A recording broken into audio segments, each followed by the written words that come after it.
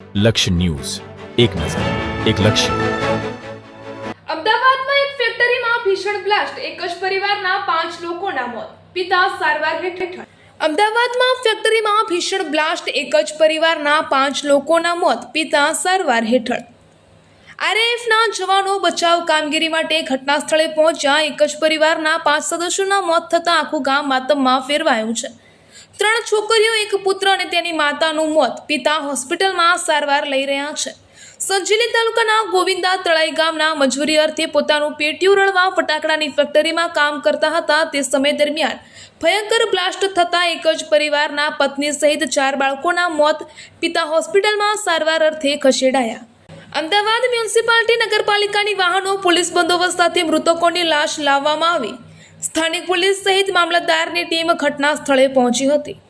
અમદાવાદની એક ફેક્ટરીમાં થયેલી ભયંકર બ્લાસ્ટની ભયાનક દુર્ઘટના સર્જાઈ હતી. આ દુર્ઘટનામાં એક જ પરિવારના 5 સભ્યોના કરુણ મોત થયા હોવાનું સામે આવ્યું છે.